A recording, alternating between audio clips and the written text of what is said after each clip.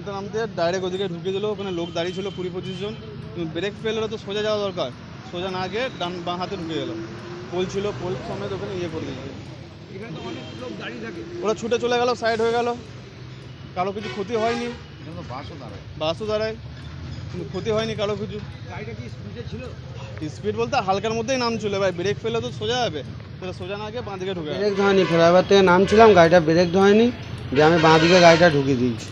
কোথা থেকে আসছিলেন? আমি আসছিলাম আলমগঞ্জ থেকে, বেপকো থেকে। কোথায় যাচ্ছিলেন আপনি? আমি যাচ্ছিলাম এই বড়বেলুন। কি আছে? গাড়িটা মদ লোড আছে, মদ এক্সাইজের গাড়ি। হ্যাঁ দেশি এক্সাইজের গাড়ি। এটা পরিষ্কার হ্যাঁ ব্রেক করেছিলাম, ব্রেকটা লাগেনি, পুরো গাড়িটা ব্রেক করেছে। হ্যাঁ মানুষ দাঁড়িয়ে ছিল, গাড়িটা আমি ছাড়া একজন ছিল যে খালি করে সে ছিল। হ্যাঁ ওই তো দেখে। হ্যাঁ আমি যাই, সে যাই না স্যার, আমি তো আমাকে তো নিয়ে চলে এসছে, আমি যাই না। আমি যতদূর খবর পাচ্ছি আমি এলাম, সঙ্গে সঙ্গে খবর পেয়ে এটা একটা ব্রেকডাউন হয়েছে শুনছি। পুলিশ তার বাকি তদন্ত করবে, কিন্তু যেভাবে হয়েছে অত্যন্ত বিপজ্জনকভাবে হয়েছে অ্যাক্সিডেন্টটা।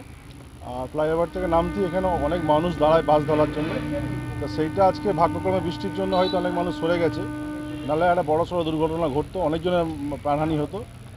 আর আমার লাইটটা উদ্বোধন হওয়ার কথা ছিল 8 তারিখ, তার আগে আজকে একটা ভেঙে গেল। ওটা ঠিক করা যাবে, কিন্তু মানুষের দামটা বেশি দাম।